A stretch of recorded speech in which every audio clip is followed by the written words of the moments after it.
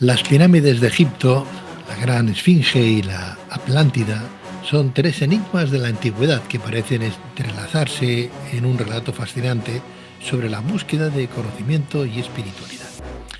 La Gran Pirámide, con sus asombrosas ingenierías, sigue generando preguntas sobre su propósito y su misteriosa construcción. A su lado, la Esfinge, con cuerpo de león y rostro humano, custodia el desierto, despertando incógnitas sobre su verdadera antigüedad y significado. Asimismo, la leyenda de la Atlántida, envuelta en mitos y cataclismos, también parece resonar en Egipto, donde algunos investigadores encuentran posibles conexiones ocultas entre ambas culturas.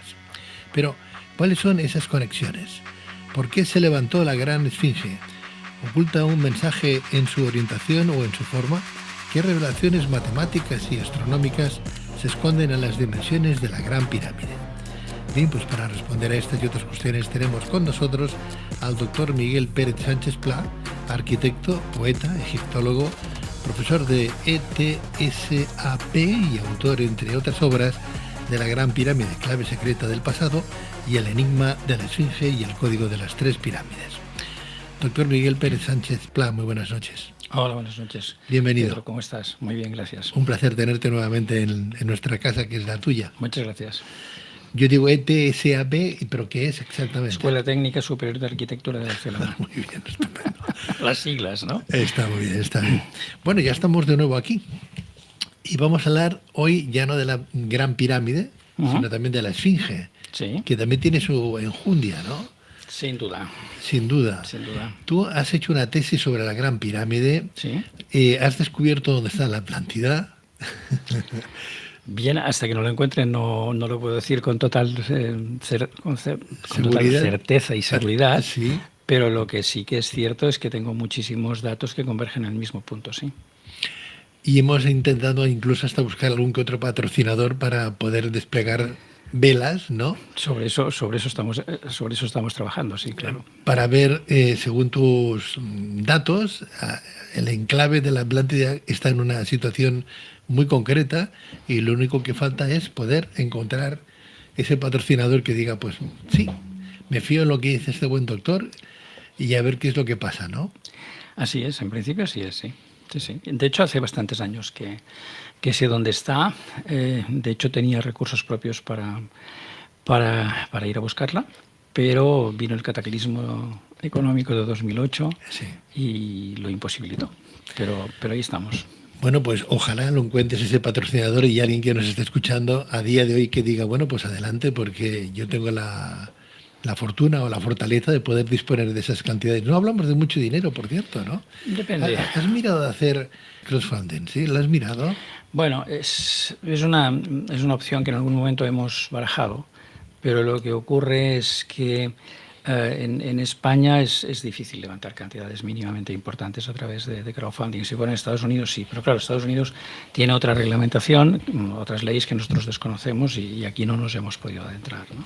Pero muchos, pero con poquita cosa, hacen una gran pirámide.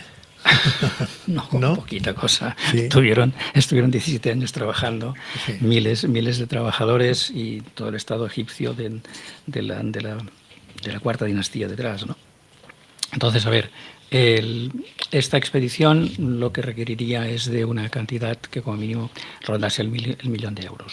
Como mínimo. Bueno, como mínimo, tal vez podríamos mejorarlo. Pero también hay una posibilidad mucho más importante, que es un gran programa cultural, porque tenemos documentación para hacer, o sea, como sabes, son 5 libros los que tengo escritos.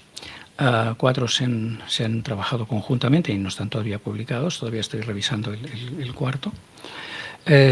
Pero lo que ocurre es que la posibilidad que hay, y verdaderamente potente, es una serie de documentales. Es decir, por cada uno de los libros pueden salir fácil 10 documentales, que sería uno por cada capítulo. Hay muchísimo trabajo de investigación y hay muchísimos datos. O sea, estás diciendo que de alguna manera, si no sale ese patrocinador con la autoedición o con la edición de los libros, intentarías... No, ¿No? ¿Paliar el costo? No, porque es que el tema va mucho más allá de los libros. Claro. Es decir, estamos hablando de documentales, estamos hablando de videojuegos, estamos hablando de libros, estamos hablando de la posibilidad de... O sea, hay material también para hacer literatura de ficción y estamos hablando también de merchandising, de juegos de diferentes tipos. Es decir, es un programa global empresarial, un business plan que puede dar muchísimo juego, pero claro, ahí estaríamos hablando de cantidades más importantes. No obstante, podríamos estar hablando de 10-12 millones de euros, pero con la mitad del tiempo previsto, que estarían 5 o 6 años, ya se recuperaría la cantidad invertida, que podría ser, como digo, la mitad de la cantidad de la que hablo, y entonces ya se podría, todo lo demás ya vendría como ganancias, ¿no? Eso incluso haciendo la hipótesis de que no la encontrásemos, cosa que dudo mucho, porque tengo muchos datos cruzados que me la sitúan exactamente. Pero tú sabes dónde está. Sí, claro. Sí. Entonces, ¿esos datos cruzados qué son? Vamos a ver. Mira, los antiguos trabajaban en el antiguo Egipto ahora, que es el primer tema que empecé a trabajar. Estaban trabajando con las ciencias y cruzadas, es decir, estaban trabajando desde el punto de vista multidisciplinar, quiero decir. Es decir, estaban trabajando desde las matemáticas, desde la geometría, desde la astronomía, desde la geodesia. Los antiguos, los sabios antiguos conocían esta posición, al menos algunos de ellos. Y los arquitectos que construyeron algunos de los principales edificios de la antigüedad hacen referencias a esa posición a través de la geometría. Es decir, imagínate un templo que tiene 2 columnas que son especialmente importantes, sea desde el punto de vista posicional, sea porque tienen marcas, sea por las razones que sean. Tomamos la distancia entre estas 2 columnas. Imagínate, le llamamos distancia D. Bien, imagínate que tú repites esa distancia 1000 veces y la alineación de esas 2 columnas te lleva al centro de la Atlántida. Con lo cual, estarían demostrando a través de números absolutamente reconocibles cuál es la posición de la ciudad. Y eso pasa en bastantes edificios. Por tanto, es muy raro de que suceda, de que se repita una y otra vez lo mismo. O sea que equivocado no estás. Yo creo que no. Pues sería un descubrimiento a nivel mundial muy importante, con ese merchandising que tú bien dices después a continuación, de todo lo que vendría, ¿no? Porque claro... A ver, para cualquier empresa de nivel internacional es una inversión muy pequeña y en cambio las ganancias serían extraordinarias. Fíjate el salto que años atrás hizo Baumgartner, que saltó desde no sé cuántos kilómetros de altura y que Red Bull le financió. La recuperación que hizo respecto de la financiación, que había representado subir este señor a unas alturas de no sé cuántos kilómetros, el hecho de este salto fue, digamos, retransmitido por las televisiones de todo el mundo y la recuperación de capital fue muy superior a la inversión realizada. Es decir, quien financiase esta expedición, el retorno no solamente estaría garantizado, sino que las ganancias serían muy importantes a partir del momento en el que la encontrásemos. Bueno, la publicidad a nivel mundial sería tremenda. Sí, claro. Sería tremenda, ¿no? Así es. Qué lástima, ¿no? Que tengamos el conocimiento de dónde está la Atlántida y que no salga nadie, ningún patrocinador fuerte, importante, como para decir, adelante, porque tú no eres una persona desconocida, no eres una persona que no tengas unos estudios, una preparación, sino eres doctor, con lo cual y además con una tesis importante, eres arquitecto, quiero decir que, y además tienes un trabajo, hay que leerse, ¿no? Tu trabajo para darse cuenta que esto no es alguien que dices un copia y pega, ¿eh? No, es un trabajo de investigación de 22 años. 22 años. 22 años, sí. En el que lo primero que hice para mi tesis doctoral fue reconstruir la forma original de la Gran Pirámide a nivel informático, cosa que no se había hecho nunca. Y lo sorprendente es que la Gran Pirámide nos da certificados de su propia reconstrucción. ¿Cómo? Pues mira, de entrada, a ver, para ponerlo un poco en contexto, porque aunque ya hablamos en el programa anterior de la Gran Pirámide, yo creo que es importante hacer esta introducción. Vamos a ver. Los arquitectos tendemos a dibujarlo todo. Entonces introduje los datos que tenía a mi alcance dentro del ordenador y empecé a dibujar la Gran Pirámide. La Gran Pirámide tiene un zócalo de un codo real de altura. El codo real son 52,36 centímetros, es una medida de estas características. Y resulta que es muy raro encontrar un monumento que te dé la unidad de medida. Y en este caso la Gran Pirámide nos daba la unidad de medida. Eso significaba que sus arquitectos eran perfectamente conscientes de que en el futuro sería un monumento a estudiar, que vendrían investigadores que querrían estudiar ese monumento. Pues bien, resulta ser que cuando le pido al monumento, después de diversos trabajos y de incorporar elementos novedosos en el mismo diseño del monumento, le pido qué superficie tiene, me dice 314.159,27 codos reales cuadrados. Eso son 100.000 veces el número pi. Claro, pero con 7 cifras decimales. Estamos en el año menos 2530 a.C. Pero resulta ser que hasta el más 1500 no se consigue este nivel de precisión de 7 decimales del número pi. Es decir, los arquitectos del antiguo Egipto, los diseñadores de la Gran Pirámide, se anticiparon en 4.000 años, a la definición matemática del número pi. Entonces, claro, este hecho era toda una revolución, y sobre todo era toda una revolución porque era muy difícil de imaginar que estos señores tuvieran este conocimiento cuando resulta que Arquímedes, que de los sabios griegos es el que más se acerca a pi, lo define no como el 3,14,16 que nos enseñan en la escuela, sino como el 3,14,08, entre 3,14,08 y 3,14,29. Por tanto, el tercer decimal, Arquímedes ya no lo sabe definir. Y estos señores nos llegan a definir hasta 7 decimales. Entonces, esta es la primera gran sorpresa respecto de la Gran Pirámide. Pero hay otras más. Hay otra que es conmovedora y que es la latitud de la Gran Pirámide. La latitud de la Gran Pirámide siempre había llamado la atención desde la antigüedad, que se hallaba cerca de 30 grados de latitud norte. Y claro, razonablemente pensaron, bueno, intentaron ponerla en 30 grados, igual se veían dónde estaba el Ecuador, pero se equivocaron ya un poquito. Bueno, pues resulta que no, que está a 29,9792458 grados. Y resulta que 299,792,458 kilómetros por segundo es la velocidad de la luz. Sí. Claro, eso que lo recogí en mi tesis doctoral en el año 2008, en mi página web en el 2012, y que en el 2015 lo publiqué en el primer libro que publiqué, La Gran Pirámide, clave secreta del pasado. Esto fue recogido, creo que fue en 2018, por el canal Historia. Bueno, sí, sin citarme, cosa que es bastante habitual. ¿Qué te quiero decir con esto? Que es un descubrimiento que rompe absolutamente todos los esquemas mentales que teníamos. Si fuera este solo, el de la latitud de la Gran Pirámide, diría, mira, tal vez sí que sea una casualidad. Pero ¿qué ocurre? Que ellos, a través del diseño de la Gran Pirámide, demostraron de que hay diferentes niveles en los cuales este número se vuelve a repetir. Con lo cual nos están diciendo, oiga, mire, no es una casualidad, sino que usted puede conseguir la velocidad de la luz así, así, así y así. Pero señores, es que nosotros no hemos conseguido calcular la velocidad de la luz hasta 1920. Y estos señores, estamos hablando del 2530 a.C. Estamos hablando de 4.450 años antes. Entonces, todo esto me llevó a una conjetura. Vamos a ver.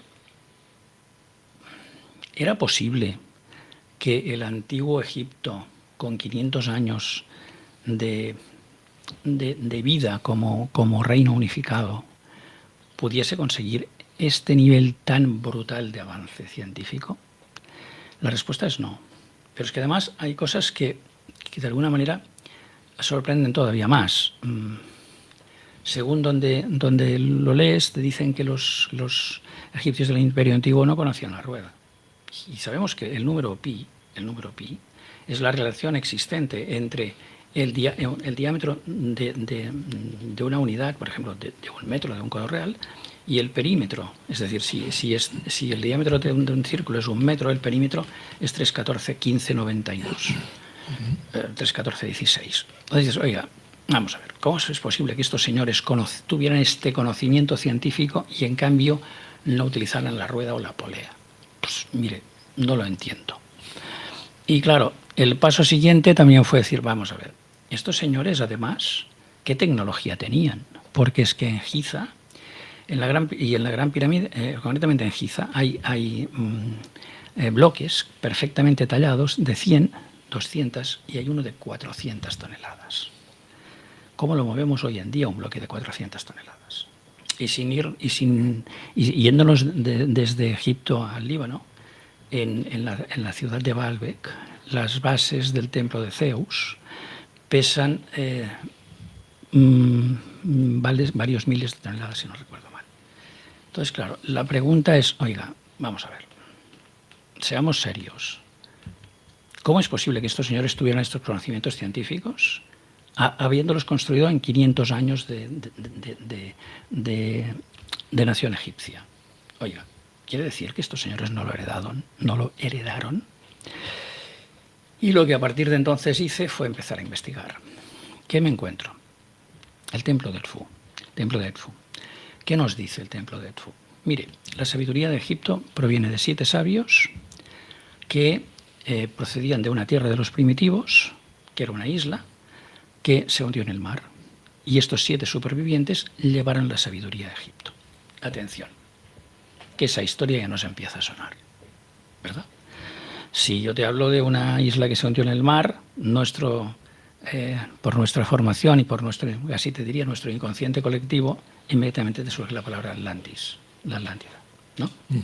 Bueno, entonces, claro, se hunde una isla en el mar. Los 7 sabios llevan la sabiduría a Egipto. Bueno, ¿y qué más?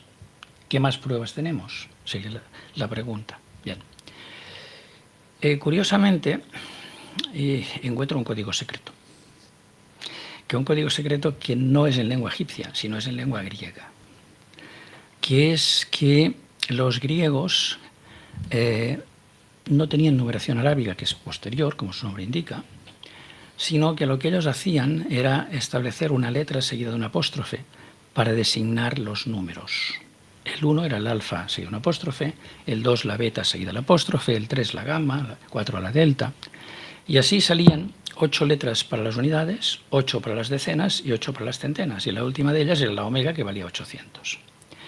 Si sustituimos las letras en una palabra por su valor y las sumamos, tendremos un valor de palabra. Pues bien, se repetía una y otra vez la palabra Atlántida, la palabra Atlántida en la Gran Pirámide y en Giza. ¿Cómo? A través del número de Atlantis, que es el número 892. Y eso, que ya lo había encontrado varias veces, encuentra su confirmación en una proporción absolutamente sorprendente y totalmente inesperada. El sarcófago de la Cámara del Rey. Si en el sarcófago de la Cámara del Rey decimos que, o se había dicho históricamente que podía ser o que era el sarcófago del faraón, no obstante, había una serie de investigadores que decían que eso no era posible, porque hay unos canales estelares que estaban abiertos al exterior, con lo cual el aire que entraba por allí ayudaría a pudrir el cadáver del faraón. Y las medidas del propio sarcófago tampoco hacían pensar de que pudiera ser el sarcófago real. Más aún, ese sarcófago lo pusieron ahí durante la construcción, porque no cabe por los pasillos que llegan hasta la Cámara del Rey. Y la pregunta es, ¿ese sarcófago qué es? Bien, cuando calculé el volumen, me faltaba un elemento esencial para poder calcular el volumen, que era la tapa. Pero en cambio se conservaron las medidas de la tapa del sarcófago de micerino, como mínimo lo grueso. O sea, todas las medidas, pero tomé el grueso que me faltaba y lo puse y lo sobrepuse a las medidas actuales del sarcófago. Eso me daba un paralelepípedo y cuando calculé el volumen, bueno, primero no me dijo nada, hasta que me decidí a compararlo con el volumen de la Gran Pirámide, que en su reconstrucción exacta había encontrado, luego te lo comentaré, una fórmula matemática que me la certificaba. Y al dividir el volumen de la Gran Pirámide por el volumen del sarcófago, me daba exactamente 892.000. La perplejidad te la puedes imaginar. 892 significaba Atlántida en el código secreto. Y 1000, tal como demuestro en mi libro La Gran Pirámide Clave Secreta del Pasado, o en la segunda edición hecha por Larousse, La Gran Pirámide Clave Secreta de la Atlántida, en mi libro explico que la Gran Pirámide es el milenario, es el monumento del milenario de la destrucción de la Atlántida. Por tanto, el nexo entre las dos era total. ¿Quieres decir que la Gran Pirámide se construyó pensando en la Atlántida 1000 años más tarde? Sí. La Atlántida se la lleva al fondo del mar el gran cataclismo que nosotros conocemos míticamente como el diluvio. El gran diluvio universal, sí, que tampoco fue universal. Bueno, bastante. Pero puede ser. Fíjate que el gran diluvio se produce exactamente en menos 3530, que es algo que he podido deducir a partir de Plutarco.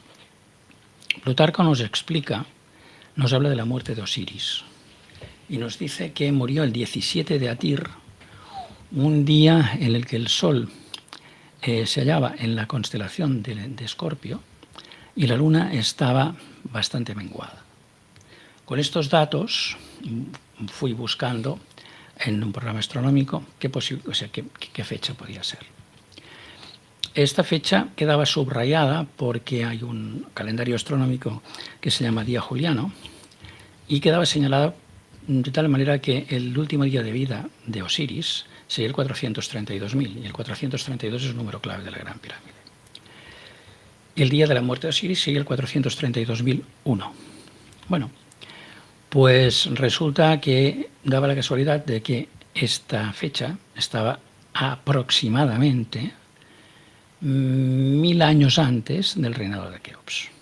Pero después sucedió otro hecho, que es que la Gran Pirámide tiene unos canales estelares que salen de las dos cámaras y que van en dirección al norte y al sur, y que los distintos arqueólogos, distintos investigadores ya habían determinado de que seguramente se alineaban con las estrellas. Bien, se me ocurrió que igual esos canales podían haber servido para fechar la Gran Pirámide. Y efectivamente, resulta ser que se producen dos alineaciones con el planeta Marte. Y esas dos alineaciones, la primera de ellas, me refiero de los canales estelares con el planeta Marte. Los canales estelares funcionan como un telescopio, aunque no sean perfectamente rectos porque estuvieron afinando a cómo apuntaban. El último tramo recto, imagínate que pusieras un ojo debajo y esperases el paso de Marte y allí marcases la fecha en el que tú ves Marte a través de ese canal telescopio, entre comillas, lo del telescopio, ¿vale? Entonces, a partir de ahí, ¿qué me encuentro? Que la primera alineación se produce en el tercer año del reinado de Keops y la segunda se produce faltando 3 años para la muerte de Keops, es decir, en pleno reinado. Y entonces se me ocurre mirar la distancia entre los dos. Son 6.216 días. ¿Y eso qué es?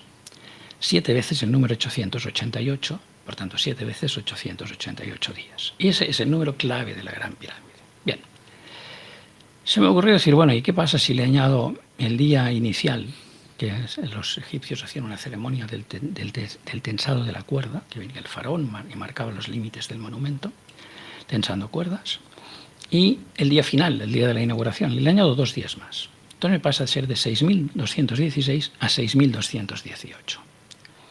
Me meto en mi hoja de cálculo y me dice que esto es 8,88 multiplicado 4 veces por sí mismo. 8,88 a la cuarta potencia. Cosa que confirmaba lo que había encontrado, que es el tiempo de duración de las obras eran 6.216 días, que eran 7 veces 888 días. Bueno, se me ocurrió mirar cuántos años eran esto y cuántos días. Y eran 17 años, 17 es el día de la muerte de Osiris, acuérdate, más 8,88 días. Es decir, triplemente la presencia del 888 me confirmaba las fechas inicial y final de las obras de la Gran Pirámide. ¿Y qué me confirmaba además? Pues que la última de las fechas la comparaba con el día de la muerte de Osiris y eran 1000 años exactos. Por tanto, ¿qué era Osiris? Osiris era la mitificación de Atlantis. Fíjate que la terminación es is en los dos casos, que es una palabra griega que significaba fuerza. Por tanto, Osiris es la personificación de Atlantis, la divinidad de Osiris es el recuerdo de Atlantis, que además es un dios que muere ahogado. O sea que de alguna manera me estás hablando de 4.000 años antes del nacimiento de Cristo. No. La muerte de Osiris. 3.500. 3.530. Pero Miguel, permíteme que haga abogado del diablo yo ahora. Sí, claro. Sabemos que hay una de las civilizaciones-estado, fue Ur. Sí. Y estamos hablando de 4.000 años antes del nacimiento de Cristo, anterior a Egipto. Sí. ¿No conocieron ellos Atlantis? Eso es lo que no lo puedo saber. Es decir, vamos a ver, yo he investigado Egipto y llevo 22 años. Si tuviera otra vida, tal vez seguramente me podría investigar otras cosas, pero ya tengo bastante con este. Entonces, ¿qué te puedo decir? Porque esos 7 sabios llegaron a Egipto, pero no pasaron por Ur, por ejemplo. Eso es lo que desconozco. Es decir, desconozco si Ur u otras ciudades, no sé, por ejemplo, estaríamos... Fue la primera ciudad-estado, Ur. Sí, correcto. O sea, desconozco si esta ciudad fue contemporánea o no con Atlantis. Es decir, tendríamos que afinar la cronología, si realmente es en el 4.000. ¿Y cómo murieron? Claro. 200 era anterior. Si llegó el gran diluvio, también sucumbirían. Efectivamente. O tal vez habían desaparecido antes. Eso tampoco lo sabemos. Es decir, no es... Porque el gran diluvio seguro que fue en esa época. Los datos que yo tengo, sí, y determinados investigadores sobre la Biblia lo han situado sobre la mitad del cuarto milenio. Sí. Pero fue un diluvio muy local. No fue, por ejemplo, en Chile. No llegó a América. Probablemente, pero tampoco tenemos que fue un movimiento mundial, ello. Placas tectónicas que se mueven, que se hunden islas, ¿no? No, probablemente fue de origen celeste. ¿De origen celeste? Probablemente. ¿Algo provocado? Un impacto de un cuerpo celeste sobre el mar, probablemente. Eso es la hipótesis que trabajo en mi libro 4, el cuarto libro. Pero bueno, hablabas de una deidad que muere ahogada, sí, ¿no? Igual que el Atlantis. Sí. O sea, ¿tú crees que hay una cierta relación entre uno y otro? Sí. No tengo dudas. No tienes dudas. Es decir, vamos a ver, a partir de la fecha de la muerte de Osiris y a partir de comprobar que los canales estelares se alinean con Marte 1000 años exactos después, no tengo ninguna duda de la relación. ¿Los canales estelares que dices son aquellos que descubrieron hace poco que habían como unas puertecitas? Sí, bueno, hace tiempo que los descubrieron, sí. Que me pusieron aquel robot pequeñito y había como una puertecita. Y después había otra puertecita, etcétera. ¿Esas puertecitas qué eran? No lo sé. Esos son los canales estelares. Esos son los canales estelares. ¿Sabes qué pasa? Una de las cosas que he aprendido en la tesis doctoral, además de aplicar el método científico, es que el conocimiento siempre es limitado. Y uno ha de saber decir no lo sé. Y yo puedo hablar de lo que he investigado y de lo que estoy seguro, de lo que no me atrevo. Fíjate que queríamos hablar hoy de la Esfinge. Bien, sí, está relacionada. Está relacionada, pero creo que voy a tener que invitarte a otro espacio porque ha sido tan interesante lo que has explicado sobre la Gran Pirámide y sobre los datos que tú tienes para conseguir ese gran patrocinador que diga, pues yo voy a apostar por este hombre, por este doctor, y sí, voy a intentar a ver si descubrimos, mejor dicho, si sacamos a flote la Atlántida. Ojalá. Ojalá. ¿Te parece bien venir en otro momento y seguir hablando de este tema? Es un tema muy apasionante. Perfecto, encantado, pero fíjate que te voy a añadir algo. La Esfinge es un monumento andante. La Esfinge es sí, ninguna duda. Es mucho más antiguo que la pirámide. Es del 8º milenio antes de Cristo. 8 siglos antes de Cristo. No, milenios. Milenios. Es decir, la Esfinge actualmente se acerca, tiene algo más de 9.000 años, bastante más de 9.000 años. Entonces, claro, estamos hablando de un monumento único y además es un monumento astronómico. Es decir, conmemora un hecho astronómico. ¿Es cierto que tiene canales escondidos, encubierta, que van apareciendo ahora? Algo ha aparecido, pero nada suficientemente revelador. ¿Y qué significaría ese monumento? Pues es una proyección de la constelación del León sobre la Tierra, ninguna duda. Le cambiaron la cabeza, ¿no? Le pusieron... Sí. Inicialmente era un gran león, pero lo que ocurrió es que Si os fijáis, el desgaste del cuerpo de la esfinge es muy superior al desgaste de la pirámide. Esto ya lo había determinado el geólogo norteamericano Robert Schoch de la Universidad de Boston, que más o menos la situaba en el 5000, entre el 5 y el 7000 a.C., o sea, que lo acertó. ¿Por qué? Representa un periodo de lluvias muy superior, pero es que además hay otro hecho. La esfinge está excavada, con lo cual a la que sopla el simún, el viento del desierto, arrastra la arena y termina por cubrir el cuerpo de la esfinge, solo deja la cabeza fuera. Claro, la cabeza estaba muchísimo más expuesta, de tal manera que la cabeza del león, pues 4.000 o 4.500 años más tarde, o 5.000 años más tarde, lo que debería terminar siendo es un muñón. Entonces, ahí debieron esculpir la cara de un faraón que no se sabe quién es, aunque se habla que podía ser Kefren, cosa que es probable, pero eso no significa que la esfinge fuera esculpida por Kefren. Es más, cuando se hace el proyecto de Giza, que esa es otra novedad, que yo creo que bueno, es una de las grandes novedades que expongo en el segundo libro, es decir, las tres pirámides no responden a un capricho.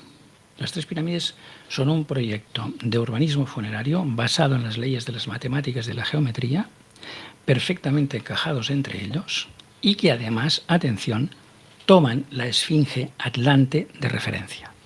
¿Y por qué digo que es Atlante? Porque el número 892 es una constante en la esfinge y también el número 888, que son los dos números claves. El 892 era el número de la Atlántida y el 888 era el número de su dios único primigenio.